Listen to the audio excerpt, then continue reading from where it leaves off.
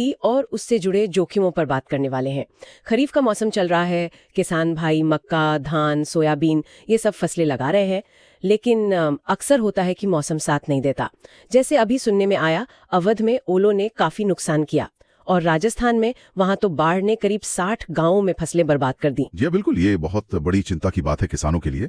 तो सवाल यही उठता है कि किसान इन मुश्किलों से, इन अनिश्चितताओं से कैसे निपटे। बिल्कुल, और देखिए यहीं पर फसल बीमा की भूमिका बहुत अहम हो जाती है, खासतौर पर प्रधानमंत्री फसल बीमा योजना, जिसे हम PMFBY कहते हैं।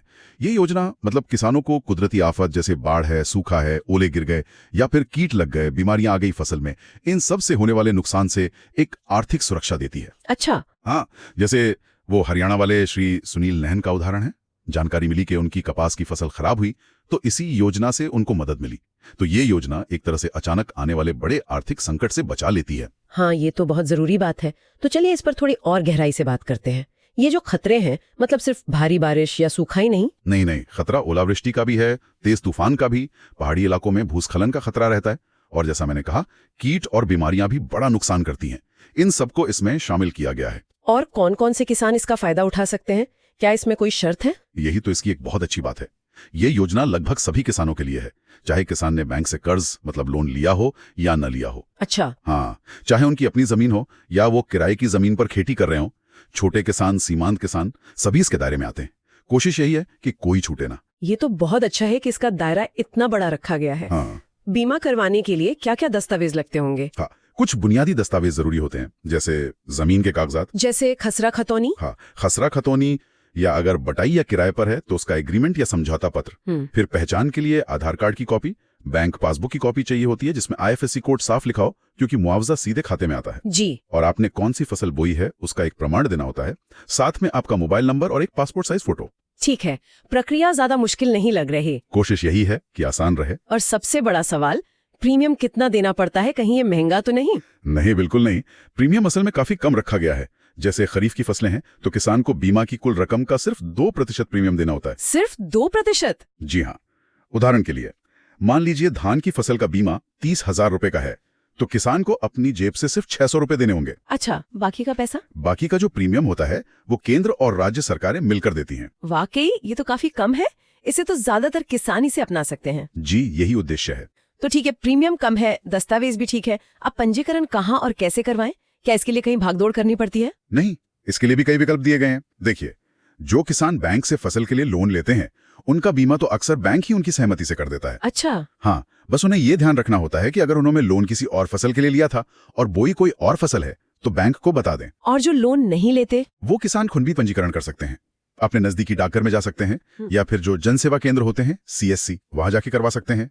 और अगर इंटरनेट इस्तेमाल करना जानते हैं तो क्रॉप इंश्योरेंस ऐप है या फिर राष्ट्रीय फसल बीमा पोर्टल यानी NCIP, उस पर ऑनलाइन खुद भी रजिस्टर कर सकते हैं। ऑनलाइन भी? ये तो बहुत सुविधाजनक है। हाँ, और मान लीजिए कहीं ये सब सुविधाएं आसानी से उपलब्ध नहीं है, कुछ दूर दराज के इलाके हैं। हाँ, ऐसा भी होता है। तो वहां के लिए भी AID ऐप है, जिसके जरिए बीमा कंपनी के जो प्रतिनिधि होते हैं वो किसान के घर जाकर भी पंजीकरण कर सकते हैं। मतलब घर बैठे भी सुविधा है। जी, कोशिश यही है कि हर किसान तक पहुंच बने। ये जानकारी तो बहुत ही काम की है।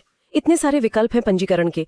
अब मान लीजिए भगवान ना करे, लेकिन अगर फसल को नुकसान हो जाता है तो फिर मुआवजे के लिए क्या करना होता है? प्रक्रिया क्या है? हाँ, ये जानना बहुत जरूरी है। अगर फसल को नुकसान होता है तो सबसे पहला और जरूरी काम है 72 घंटे के अंदर, मतलब 3 दिन के भीतर इसकी सूचना देना। 72 घंटे के अंदर कहाँ सूचना दें? इसके लिए एक टोल फ्री नंबर है 14447, इस पर कॉल कर सकते हैं या फिर जो फसल बीमा ऐप है उसके जरिए भी सूचना दे सकते हैं। साथ ही अपने इलाके के कृषि विभाग को भी जानकारी दे देना अच्छा रहता है। ठीक है, सूचना देने के बाद? सूचना मिलने के बाद बीमा कंपनी या सरकार के अधिकारी खेत पर आकर नुकसान का सर्वे करते हैं, आकलन करते हैं। फिर कुछ जरूरी दस्तावेज शायद जमा करने पड़े और जांच पूरी होने के बाद जो भी मुआवजा बनता है वो सीधे किसान के बैंक खाते में भेज दिया जाता है। सीधे बैंक खाते में? जी।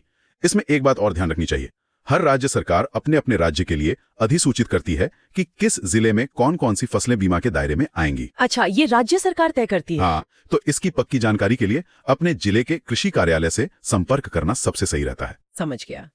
तो कुल मिलाकर ये प्रधानमंत्री फसल बीमा योजना किसानों के लिए वाकई एक मजबूत सुरक्षा कवच जैसी है। हाँ, बिल्कुल। खेती में जो जोखिम है उन्हें ये कम करने में काफी मददगार साबित हो रही है। और अगर किसी को इसके बारे में और ज्यादा जानना हो तो इसके लिए PMFBY.gov.in वेबसाइट है। टोल फ्री हेल्पलाइन नंबर मैंने बताया 14447, एक व्हाट्सएप चैटबॉट नंबर भी है 7065514447, और PMFBY के फेसबुक, ट्विटर जैसे सोशल मीडिया चैनल्स पर भी जानकारी मिलती रहती है। बहुत अच्छे, सारी जानकारी मिल गई। हाँ, लेकिन यहाँ एक विचार और आता है मन में। बताइए।